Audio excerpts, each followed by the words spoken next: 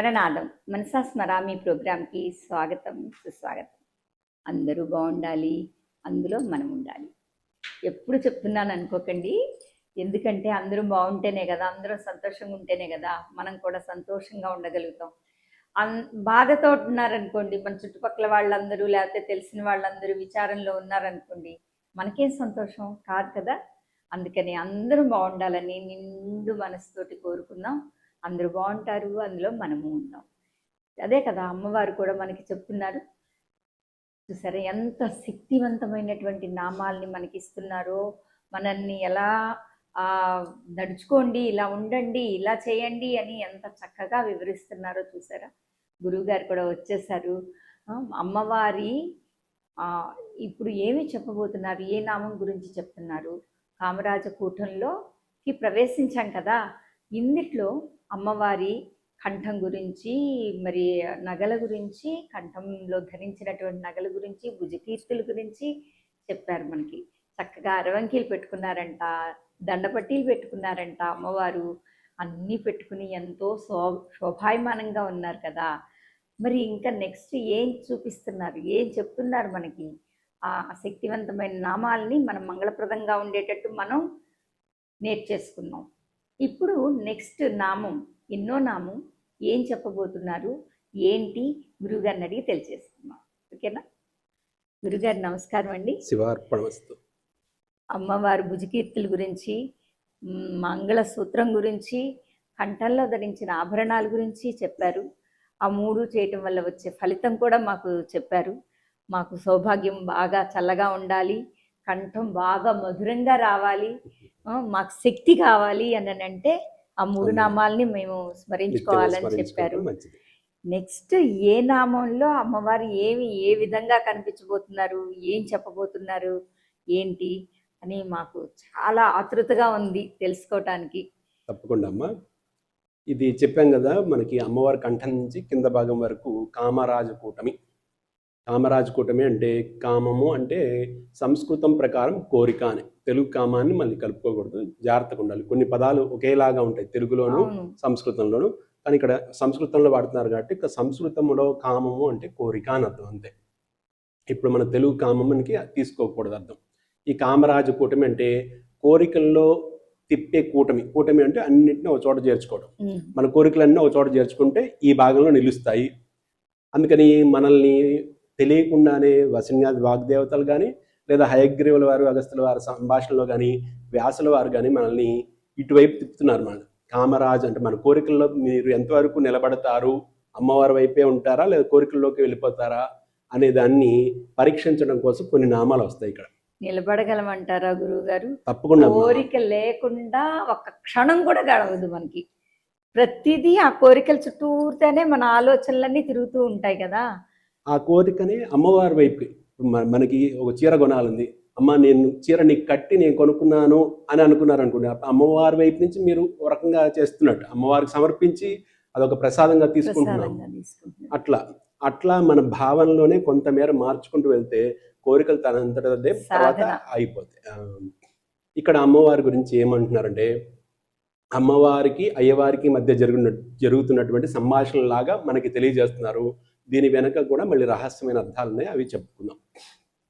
ఈ నామంలో 14వ శ్లోకంలో ఏమంటున్నారంటే, కామేశ్వర ప్రేమరత్నమణి ప్రతిపనస్తని నాభ్యాల బాల రోమాలి లతాపల కుచద్వై.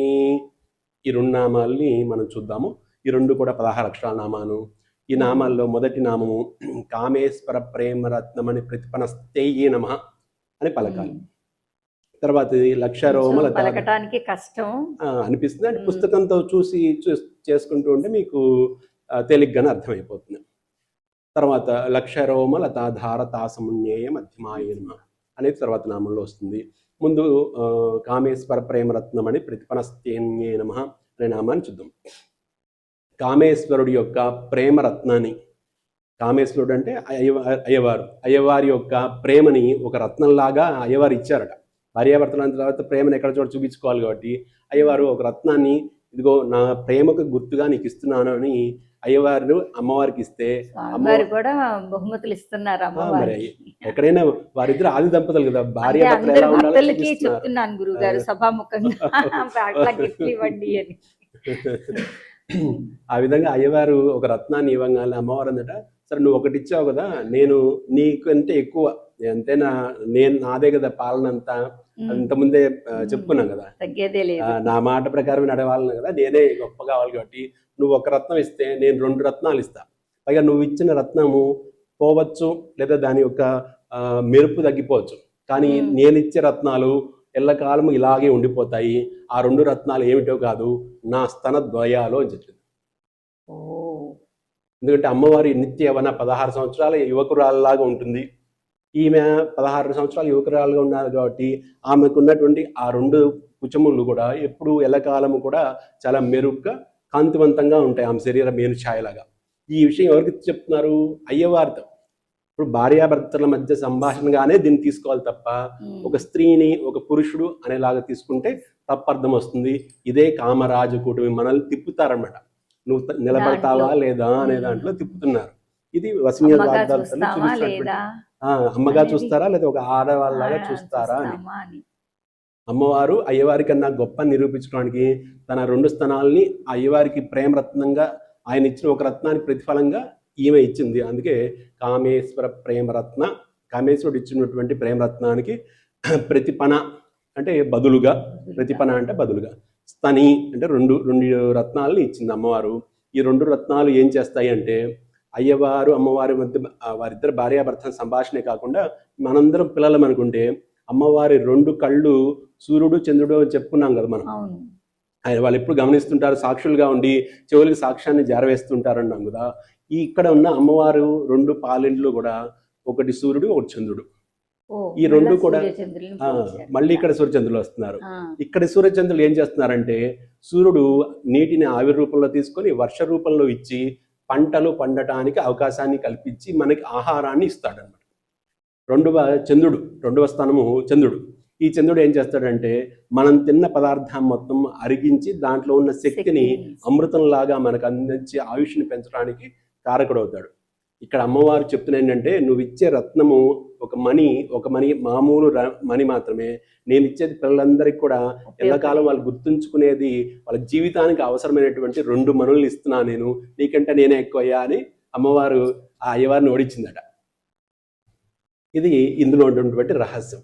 ఇది బయటికి చూడడానికి మామూలుగా చూసుకుంటే అమ్మవారు భార్యాభర్త మధ్య సంభాషణ లాగా ఉంటుంది. అక్కడేమో చెవుల దగ్గరేమో మనలో ఉండే ఇవన్నీ మనం చేసే తప్పులు ఒప్పులన్నిటినీ అమ్మవారికి సాక్ష్యంగా ఉన్నారు. ఇక్కడేమో మనకి శక్తినిస్తూ మనకి అన్ని విధాల అసలు వాళ్ళు లేనే లేను అనే స్థితికి మనల్ని అది అర్థం చేసుకునే స్థితికి తీసుకెళ్తున్నారు. మనకు 2 కావాల్సింది, ఆహారం రావాలంటే సూర్యుడు ఉండాలి, పంట పండాలి, తర్వాత తిన్నది అరిగించుకోలేకపోతే రేపటి పొలంలో పంట ఉన్నా సరే తిని అరిగించుకునే శక్తి లేకపోతే వృధా కదా. అందుకని చంద్రుడు కూడా కావాలి. రెండింటిని అమ్మవారు 2 స్థానాలుగా పెట్టుకున్నారు. దీని గురించి ఒక కవి ఏమన్నారంటే, అమ్మా నువ్వు ఒక కొడుకు ఏనుగు ముఖంతో ఉన్నాడు, ఒక కొడుకు 6 ముఖాలతో ఉన్నాడు. ఏనుగుతో ముఖంతో ఉన్న ఆయన ఒక పాలిండ్ల నుంచి పాలు తాగుతున్నాడు, అదేమో తొండంతో లాగుతున్నాడు, ఎప్పటికీ ఆయన ఆకలి తీరేది కాదు. ఎందుకంటే ఏనుగు 200 కిలోల పైన ఆహార పదార్థం తీసుకుంటుంది పూటకి. ఇంకొక ఆయన 6 ముఖాలతో ఉన్నాడు, ఒక ముఖంతో పాలు తాగి 2వ ముఖానికి ఇచ్చేసరికి మళ్ళీ 3వ ముఖానికి ఇచ్చేసరికి మళ్ళీ మొదటి ముఖము 6 ముఖాలు అయిపోయేసరికి మళ్ళీ మొదటి ముఖానికి ఆకలిస్తుంది కదా. సో వారిద్దరికి ఎప్పటికీ ఆకలి తీరదమ్మా. మీ 2 కొడుకులకే నీ పాలు ఇచ్చివ్వడానికి సరిపోతుంది, మరి మమ్మల్ని ఎవరు పోషిస్తారు? తల్లిదండ్రులు మీరే కదా, ఆది దంపతులు కదా, మరి పోషించాలంటే ఏం చేస్తారమ్మా? నాకు అర్థమైందమ్మా, అందుకోసమే నువ్వు సూర్యుడు చంద్రుడినే 2 స్థానాలని నీ దగ్గర నుంచే పెట్టావు, అవి ఒక రాశిలాగా ఉన్నాయి అని చెప్తున్నారు. దీన్నే మనకి వెంకటేశ్వర స్వామి సుప్రభాతంలో కూడా ఇదే అర్థంలో వస్తుంది. అంతేగాని దాన్ని కొంతమంది తప్పుడు భావంతో చెప్పారు, కానీ అక్కడ కూడా ఇదే భావంతో 2 రాసులుగా పంట పొలాన్ని 2 రాసులుగా పోస్తే ఎలా ఉంటుందో అమ్మవారి కుచద్వయాలు కూడా అలా కనిపిస్తున్నాయని చెప్తూ వచ్చారు. ఇది కవితా ధోరణి అంటారు దీన్ని. కవిత్వం చెప్పేటప్పుడు చెప్పే శైలి. అసలు కవిత్వం చెప్పటం కూడా చూడండి గురువుగారు ఎలా చెప్పారు. అమ్మవారి స్థనాల్ని సూర్యుడితోటి చంద్రుడితోటి మళ్ళా పంట రాసులతోటి అసలు అక్కడ ఎక్కడ మనకి మీరు అన్నట్టు వాళ్ళు ఎవరైనా వేరే భావన వేరే రాదు. భావన వచ్చే రాదు. విధంగా లేనే లేదు. లేదు అసలు. కాకపోతే ఈ ఎంత అర్థం అద్భుతంగా తెలుసుకుంటే ఉంది. ఉంటుంది. లేకపోతే ఆ, కేవలం పదానికి అర్థం తీసుకుంటూ వెళ్ళిపోతే తప్పుడు అర్థం వస్తుంది. ఈ భావనలోకి వెళ్తేనే అదేలేండి, కామం అని అంటే కామంగానే కనిపిస్తుంది. అంతే. ఇది ఇలా ఆలోచిస్తే ఇలా కనిపిస్తుంది. ఆ, అది మనం ఎలా మనము తీసుకుంటే అలా. అర్థాన్ని చెప్పుకునే దాన్ని బట్టి ఉంటుందన్నమాట. ఈ కవిత శైలిలో చెప్పారు అని చెప్పడానికి తర్వాత నామం 14వ శ్లోకంలో 2వ నామము నాభ్యాల వాల రోమాలి లతాఫల కుచద్వయే నమః అనేది నామము. నాభి ప్లస్ ఆలవాల. నాభి అనేదాని ఆలవాలము అంటే పాదు, మనం మొక్కకు పాదు తీస్తాం కదా, ఆలవాలం. ఉమ్, నాభ్యాలవాల రోమాలి, ఆ నా పాదులోంచి ఒక తీగ ఉమ్. ఒక తీగ పైకి లేస్తూ వచ్చింది. అది ఎలా ఉంటుంది? రోమాలి, నూగారు వెంట్రుకల్లాగా, నూనూగు వెంట్రుకల్లాగా. ఇప్పుడు తీగకు చూడండి, తెల్ల తెల్లగా అవును, చిన్న వస్తుంది. చిన్నగా వెంట్రుకల్లాగా పాదుకి ఉంటుంది. బయలుదేరేటప్పుడు అలాగే ఉంటుంది, ఉంటుంది. నువ్వు నువ్వుగా ఉంటుంది. ఇది ఈ నాభి దగ్గర నుంచి చిన్న నూగారు వెంట్రుకల్లాగా పైకి పాకుతూ వచ్చింది. ఎక్కడ దాకా పాకుతూ వచ్చిందంటే కరెక్ట్గా 2 స్థనాల వైపు ఒక తీగ, ఇటువైపు ఒక తీగ, ఇటువైపు తీగ వస్తే ఇలా ఈ 2 విడిపోయేటట్టు. తీగలకి 2 పళ్ళు కాసాయి. ఆ 2 పళ్ళే ఈ స్థనాలు అని వర్ణించారు. దీన్ని బట్టి మనకి కవితా ధోరణిలో ఇక్కడ చెప్తున్నారనే విషయం మళ్ళీ మనకి అర్థమైపోతుంది. ఇది ఒక రకంగా కవితా ధోరణిలో చెప్పడము. రెండో వైపు మనం కామరాజు కూటంలో నిలబడగలుగుతామా లేదా అనేది చూపిస్తారు. మీరు చెప్తుంటేనే నా కళ్ళం నీళ్ళు వచ్చేస్తున్నాయి. అమ్మవారు అసలు నిజంగా ప్రతి అణువణువు ప్రతిది, ఈ అవయవం అని కాదు, ఈ ఇది అని కాదు, అన్నిటినీ తన శరీర భాగాలతోటి పోలుస్తూ మనకి ఎంతటి జ్ఞానాన్ని ఇస్తున్నారు. ఇది ఎంత భౌతికమైన తెలివి విషయాలు. విషయంలో. ఆ, అదే ఆధ్యాత్మిక తత్వంలో తీసుకుంటే ఇందాక చెప్పాను, సూర్యుడు చంద్రుడు. ఆ, ఆ 2 సూర్య చంద్రులు 2 పళ్ళు అవి ఎక్కడి నుంచి వచ్చాయంటే అమ్మవారి నాభి అనే ఆలవాల నుంచి, పాదు నుంచి వచ్చిన ఒక పాదు నుంచి తీగకి వచ్చినాయి. 2 పళ్ళు కాసాయి అని చెప్తున్నారు. ఇది ఆది భౌతిక తత్వము, ఆధ్యాత్మిక తత్వంలో. దీన్ని మనము ఎలా అర్థం చేసుకోవాలంటే ఆధ్యాత్మిక తత్వంలో తీసుకుంటే అమ్మవారు మొత్తం విశ్వమంతా వ్యాపించి ఉన్నప్పుడు సూర్యుడు ఏం చేస్తాడు? సూర్యచంద్రులు కదులుతూ ఉంటారు కదా. కదులుతూ ఉన్నప్పుడు అమ్మవారు కళ్ళ దగ్గర ఉన్నారు. కొంత సమయం అయిపోయిన తర్వాత అమ్మవారి స్థనాల దగ్గరకు వచ్చారు. అంటే అమ్మవారు సూర్యచంద్రుల గమనాన్ని వారు ఇంకొక రకంగా వర్ణిస్తున్నారు. ఆ, ఉదాహరణకి మధ్యాహ్నం ఇక్కడ ఉన్నారు, ఇంకో 4 ఇవ్వగానే సాయంత్రము కిందకి జారుతారు కదా. జాగ్రత్త. అలా జారినప్పుడు అమ్మవారి స్థానాల దగ్గరికి సూర్యచంద్రులు వచ్చారేమో అన్నట్టుగా కూడా భావం చేస్తూ చెప్తున్నారు. అంటే అమ్మవారు విశ్వమంతా వ్యాపించి ఉన్నారు అని తెలియజేసే ఒక తత్వము. ఇక్కడ మరి నూగారు తీగలాగా ఉంది అన్నారు కదా, అవే నక్షత్రాలు. నక్షత్రాలు చూడండి, ఒక తీగలాగా మనం అన్నిటినీ కలిపితే ఒక గీత గీస్తే ఒక తీగలాగా తయారవుతుంది. ఈ తీగన్ని కలిసి చివరికి సూర్యచంద్రుల్ని కలుపుకున్నట్టుగా ఉంటుంది. ఇది విశ్వం మొత్తాన్ని చూపిస్తున్నారు ఇక్కడ. చూపించేస్తున్నారు. ఇదంతా ఒక తీగలాగా ఉంది విశ్వం మొత్తం. అనువంతా నక్షత్రాలు, ఆ వెంట్రుకలన్నీ కూడా నక్షత్రాలు. నక్షత్రాలు. అదంతా అమ్మవారి నాభి. అంటే నాభి అంటే కేంద్రం. నాభి అంటే కేంద్రం కదా జనరల్ మామూలుగా. గా మనకు కూడా, మనుషులకు కూడా నాభి దగ్గర నుంచి పైకి ఒక చిన్న వెంట్రుకలు ఇలా వస్తూ వస్తూ ఉంటాయి కదా అవును. పొట్ట మీద. ఆ అమ్మవారికి కూడా అలా ఉన్నాయి. కానీ చూసారా, మనకి అమ్మకి ఎంత తేడా ఉందో. దీన్నే కొంతమంది ఏమన్నారంటే ఆ నాభి అంటే కేంద్రము, అమ్మవారి కేంద్రంగా ఉండి చుట్టూ నక్షత్రాలు, గ్రహమండలాలు అనేవి ఉంటాయి. వాటి రెండింటికి పూసినటువంటి లేదా కాసినటువంటి కాయలు, పండ్లు పళ్ళు. సూర్యుడు, చంద్రుడు. ఆ రెండే మనల్ని నిలబెడుతున్నాయి అని తెలియజేస్తున్నారు. ఈ 14వ శ్లోకం అంతా మనం ఊహలో ఊహించుకోవాల్సిందే తప్ప ఇది కేవలం అమ్మవారి వర్ణన అని తీసుకుంటే తప్పు. అందుకే సంస్కృతం వచ్చినంత మీరు మాత్రాన అంత చెప్పడం అద్భుతంగా కాదు. చెప్పిన తర్వాత మాకు ఆ ఊహ కాకుండా ఇంకా వేరే ఊహే రావటానికి ఛాన్సే లేదు కదండి. ఎంత అద్భుతంగా ఉందో కదా. అందుకే సంస్కృతం వచ్చినంత మాత్రాన లలితాదేవి యొక్క రహస్య సహస్రనామాన్ని వివరించలేము. ఎందుకంటే ప్రతి ఒక్కటి రహస్యంగా నడుస్తూ ఉంటుంది.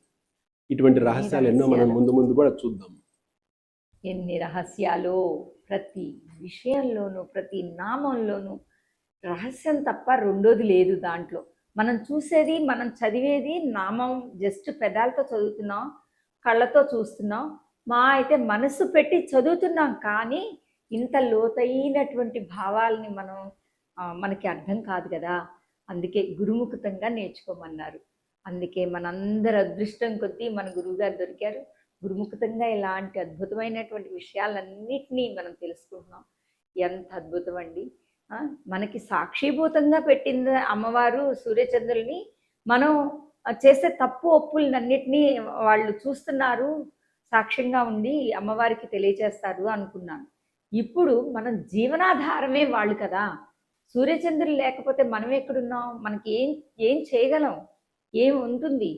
కాంతి ఉంటుందా? లేకపోతే మన ఫుడ్ ఉంటుందా? ఏముంటుంది? ఏమీ ఉండదు. మనం బ్రతకటమే కష్టమవుతుంది. ఏవి పంచభూతాలు ఏవి కూడా నడవవు సూర్యచంద్రులు లేకపోతే. అలాంటి శక్తిని ఆమె స్థనాల్లో దాచుకుని మనకి ఆహారాన్ని, జీవన ధారని ఇస్తుంది.